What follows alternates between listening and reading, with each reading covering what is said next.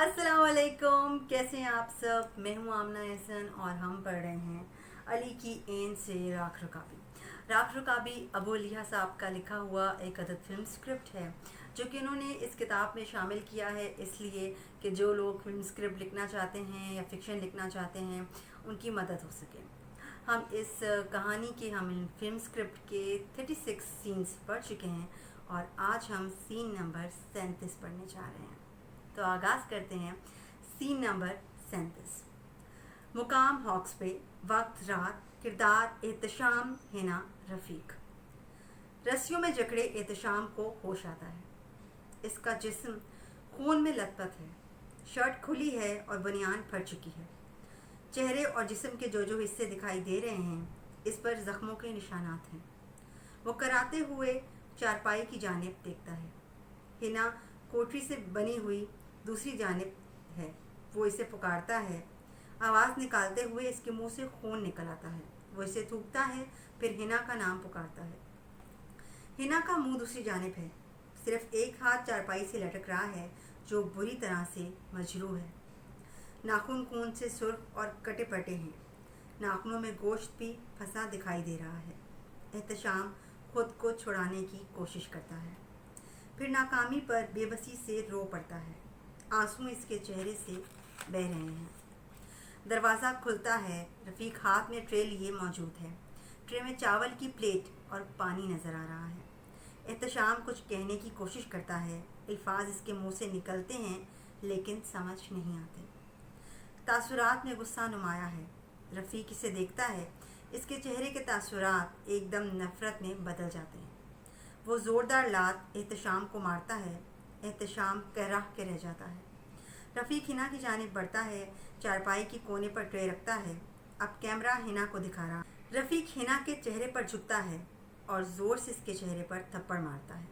ہنا کسمساتی ہے، پھر آہستہ آہستہ آنکھیں کھولتی ہے۔ رفیق اسے بے دردی سے اوپر اٹھاتا ہے۔ ہنا کمزوری، تشدد اور کراہت کے پاس ٹھیک سے بیٹھ نہیں پا رہی۔ رفیق چاول کی ٹرے اس کے پاس بڑھاتا ہے۔ ہنا غصے سے دیکھتی ہے، پھر زور سے ہاتھ مارتی ہے۔ چاول اور گلاس فرش پر گر جاتے ہیں۔ رفیق جواب میں ہنا کو تھپڑ مارتا ہے۔ ہنا تھپڑ کھا کر پھر گر جاتی ہے۔ رفیق رسی اس کے ہاتھ میں باندھتا ہے۔ رفیق پلیٹ اور گلاس اٹھا کر ٹرے کے ساتھ کمرے سے باہر نکل جاتا ہے۔ کٹ۔ سین نمبر 38۔ مقام ہاکس پہ، وقت رات، کردار احتشام، ہنا رفیق۔ دروازہ کھلتا ہے۔ رفیق دوبارہ اندر داخل ہوتا ہے، اس بار ہاتھ خالی ہیں۔ احتشام ہوش میں ہے لیکن آنکھیں بند ہیں۔ رفیق جا کر چارپائی پر ہنا کو سیدھا کرتا ہے، پھر اپنی پینٹ کی بیلٹ کھول کر زپ کھولتا ہے۔ اس کے بعد وہ چارپائی پر چڑھ کر ہنا کو سیدھا کرتا ہے۔ جیسے ہی اپنا منہ اس کے چہرے کی جانب لے کر جانے کرتا ہے، ہنا اپنا سر زور سے رفیق کی ناک پر مارتی ہے۔ رفیق ٹکارتا ہوا چارپائی سے نیچے گر جاتا ہے۔ نیچے گرتے ہی احتشام اپنے پاؤں اس کے نرخے پر رکھ دیتا ہے، دباتا ہے۔ رفیق خود کو چھڑانے کی جدوجہد کرتا ہے لیکن احتشام کی گرفت تکڑی ہے۔ چند لمحوں میں رفیق بے ہوش ہو جاتا ہے۔ ہنا یہ دیکھ کر بیڈ سے کھسکتے کھسکتے نیچے اترنے کی کوشش کرتی ہے، پھر گھٹنوں کے بل چلتے ہوئے احتشام کی طرف جاتی ہے۔ رفیق بے ہوش ہو چکا ہے، اس کی ناک سے خون بہہ رہا ہے۔ کٹ۔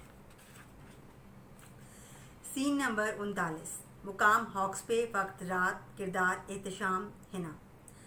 ہٹ کے لانچ کے کونے میں ایک دروازہ دھڑ سے کھلتا ہے۔ احتشام اور ہنا لڑکھڑاتے ہوئے باہر نکلتے ہیں۔ احتشام لنگڑا رہا ہے لیکن اس نے ہنا کو سہارا دے رکھا ہے۔ دونوں گرد و پیش دیکھتے ہیں جیسے کسی اور کی موجودگی کا تعین کر رہے ہوں۔ کسی کو نہ پا کر دونوں باہر کی طرف جاتے ہیں۔ انٹرکٹ۔ گاڑی کی طرف احتشام اور ہنا آتے دکھائی دیتے ہیں۔ احتشام گاڑی کا دروازہ کھولتا ہے جو لاک نہیں ہے، پھر اوپر سے اسپیئر کی نکالتا ہے، اسے گاڑی کو سٹارٹ کرتا ہے۔ گاڑی جھٹکے سے ہٹ سے باہر نکلتی ہے اور دوڑتی ہوئی نظروں سے اوجھل ہو جاتی ہے۔ کٹ۔ سین نمبر 40۔ مقام ہاکس پہ، وقت رات، کردار احتشام، ہنا۔ پولیس اسٹیشن کے سامنے کا منظر ہے۔ سڑک کے کونے پر ویران جگہ پر گاڑی کھڑی ہے۔ اندر احتشام اور ہنا بیٹھے ہیں، دونوں ٹکٹکی باندھ کر پولیس اسٹیشن کو دیکھ رہے ہیں۔ پھر احتشام ایک گہری سانس لے کر गाड़ी का दरवाज़ा खोलता है। हिना इसे रोकती है। Hina, are you sure? Ehtesham इसकी जानिब मुड़ते हुए हैरानगी से। एहतशाम, पागल हो गई हो? देखो इन कुत्तों ने हमारे साथ किया क्या है। मैं इनको नहीं छोड़ूंगा। हिना, लेकिन तुम पुलिस के पास जा रहे हो। एहतशाम, क्या मतलब है तुम्हारा? पुलिस के पास ना जाएं तो कहाँ जाएं? हिना, इनके भी 2 पुलिस वाले थे। एहतशाम, तो? हिना, तुम्हें यकीन है कि तुम्हें इंसाफ मिलेगा? एहतशाम इसके दोनों हाथ थाम लेता है। ऑफ कोर्स हनी, मैं इन जानवरों को किसी सूरत माफ़ नहीं करूँगा। हिना गहरी सांस लेती है, फिर खुद कलामी करने के अंदाज में कहती है, हिना, मैं भी उन्हें छोड़ने के हक़ में नहीं हूँ। चलो यहाँ से। एहतशाम, कहाँ चले? हिना, घर जाते हैं। एहतशाम, तुम होश में तो हो? हिना चीखने लगती है। हाँ हाँ, मैं होश में हूँ एहतशाम मिर्ज़ा। तुम तो बार बार बेहोश होते रहे हो। मैं ही हूँ जिसने इन 5 को सारी रात होश में रहते हुए खुद पर झेला है। तुम होश में आओ और लुक एट मी। देखो तुम्हारी बीवी का उन्होंने क्या हाल कर दिया है। फिर चेहरे से आंसू पोंछती है, फिर एहतशाम को देखती है। इस बार इसका लहजा फैसला कौन है। हिना, खाली बच्चे पैदा करने वाले मर्द नहीं कहते, खाली बच्चे पैदा करने वाले को मर्द नहीं कहते। मर्द वो होता है जो अपनी गैरत पर मर मिटे। एहतशाम गुस्से से अपने होंठ बींच लेता है। एहतशाम, फ़ाइन, ठीक है, तुम यहाँ से घर जाओ। मैं वापस जाता हूँ और एक एक करके सबको मार देता हूँ, अगर तुम ये चाहती हो तो। हिना, तुम क्या चाहते हो? एहतशाम, क्या तुम एक आम आदमी हो जिसकी बीवी को 5 लोग रेप कर दें और वो अगले 15 साल इसे साथ लिए अदालतों के चक्कर लगा लगा कर इंसाफ हासिल करने के लिए जलील होता फिरे? अब हिना रो रही है। क्या मैं एक आम औरत हूँ जो अदालतों में मुखालिफ वकला के फहश और नंगे सवालात के रेप केस कैसे हुआ था, पहले किसने किया था, किसने कहाँ हाथ रखा था कि जवाबात देती रहूँ? फिर वो एहतशाम को देखती है। मैं हिना एहतशाम अपने निकाह में आए हुए शौहर एहतशाम मिर्ज़ा से मुतालबा करती हूँ कि वो मेरी बेइज्जती का बदला ले और जिसने मेरे साथ ये जुल्म किया इन सब को इबरत का निशान बना दे। एहतशाम जज्बात से हिना को भेजकर गले से लगा लेता है। हिना रो रही है। एहतशाम की आंखों से भी आंसू बह रहे हैं।